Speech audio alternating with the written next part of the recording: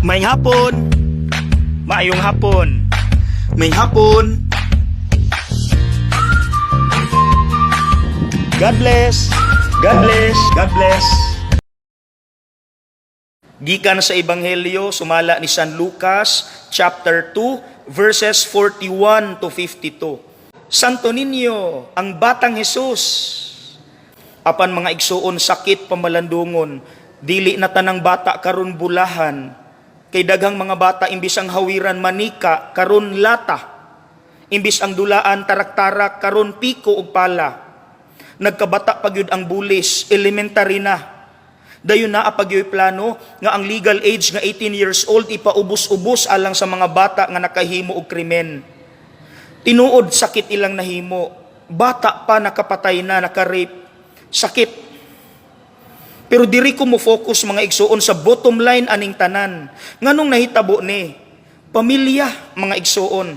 Yes, na ay influence ang silingan, barkada, classmates, pero ang ending ani pamilya gihapon ang dinalhan. Mga ginikanan, hinumdumi kanuna, you are the first catechists sa inyong mga anak. Kamu mutudlo nila sa pagampo ug pagpaduol sa Dios. Ikaduha, makita ba nila ang gugma ug respeto sa usag-usa diha sa inyong balay? Ikatulo, naabay pagpinasaylo ay nga ilang makita kung naay mga manag-away, urbasin ang ilang makita dumot. Ikaupat, kumusta man atong pagdisiplina, bayulente? Mga igsuon, pareha unta ni Jose ug ni Maria ang atong dinalhan.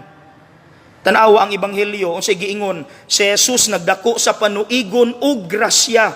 Mga igsuon, magpadako unta kita og mga bata nga buutan ug balaan. Usa na sa mensahe sa Santo Niño nga piyesta. Palihog mga igsuon magtinabangay ta ani. Palihog kog share ani nga awareness. Okay? Daghang salamat and God bless us all.